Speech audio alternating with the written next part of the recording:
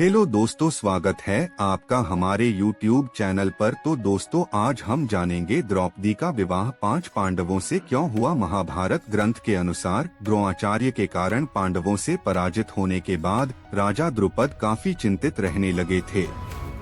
तभी वो द्रोणाचार्य को मारने वाले पुत्र की चाह में वो कलमाशी नाम के नगर में पहुँचे। वहीं उन्हें 2 ब्राह्मण याज और उपयाज मिले, जिन्होंने उनके लिए पुत्र प्राप्ति हवन किया। उस अग्निकुंड से एक दिव्य कुमार प्रकट हुआ, मगर उसी हवन कुंड से कुमारी पांचाली का भी जन्म हुआ, जो कमल की पंखुड़ी की तरह कोमल थी। राजा द्रुपद ने अपनी बेटी द्रौपदी की शादी के लिए एक स्वयंवर सभा का आयोजन किया था। स्वयंवर में दिए गए शर्तों को अर्जुन ने पूरा किया और इस तरह से द्रौपदी की शादी अर्जुन के साथ हो गई। उस समय पांडव अपनी मां कुंती के साथ पहचान छिपाने के चलते ब्राह्मण वेश में रहा करते थे और भिक्षा मांगकर अपना पेट भरते थे। पांडवों को दिन भर भिक्षा कर जो भी मिलता था उसे वे अपनी मां कुंती के सामने लाकर रख देते थे, जिसे कुंती सभी में बराबर बांट देती थीं। उस दिन अर्जुन द्रौपदी को लेकर घर आए तो उन्होंने दरवाजे से ही अपनी माँ से कहा कि देखो माँ, आज हम लोग आपके लिए क्या लाए हैं। किसी काम में व्यस्त होने के कारण कुंती ने बिना देखे ही कह दिया कि जो भी लाए हों उसे 5 भाई बराबर बांट लो। जब कुंती ने द्रौपदी को देखा तो वह हैरान रह गईं।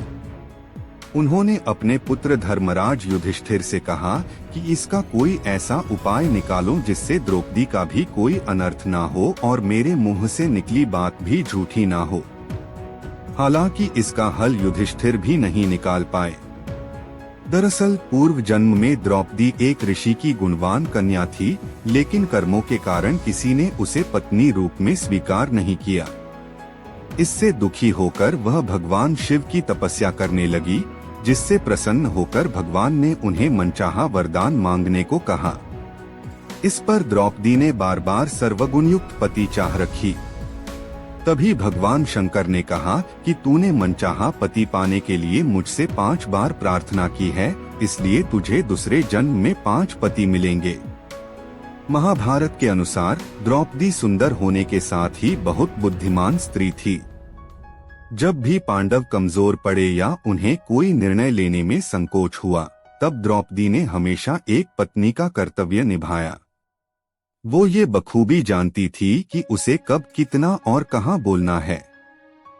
साथ ही वह अपने पतियों का आदर सम्मान भी बखूबी करना जानती थी, इसलिए वह 5 पांडवों की प्रिय थी।